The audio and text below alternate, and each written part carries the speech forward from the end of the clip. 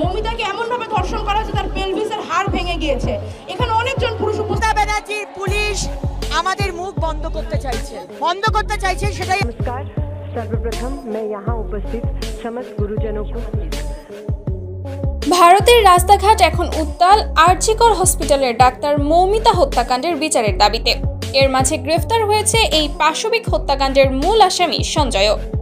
অন্যদিকে খবর আসছে অপরাধীদের বাঁচাতে মরিয়া হয়ে উঠেছে পশ্চিমবঙ্গের মুখ্যমন্ত্রী মমতা ব্যানার্জি।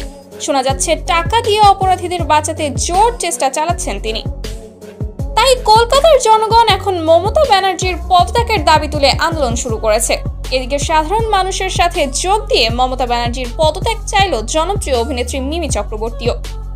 মিমি চক্রবর্তী জানায়, মৌমিতাকে কিভাবে ধর্ষণ করে হত্যা করা হয়েছে সেটা এখন পুরো পৃথিবী জানে। সবাই আসামিদের কঠিন শাস্তির দাবি তুলছে, কিন্তু আমাদের মুখ্যমন্ত্রী লেগে আছে টাকা দিয়ে ঘটনা চাপা দেওয়ার ধান্দায়। একজন মেয়ে হয়ে অন্য আরেকজন মেয়ের সর্বনাশ কিভাবে করতে হয় তার কাছ থেকেই শিখবে জনগণ। মিমি চক্রবর্তী বলেন, এ ঘটনার পর মমতা ব্যানার্জি কোনোভাবেই ক্ষমতায় থাকতে পারে না। তাকে 7 দিনের আলটিমেটাম দিচ্ছি, 7 দিনের মধ্যে পদত্যাগ করে পার্লামেন্ট ছাড়তে হবে, না হলে বাংলাদেশের মতো সাধারণ মানুষ তাকে লাঞ্ছিত করতে বাধ্য হবে বলেও জানায় তিনি।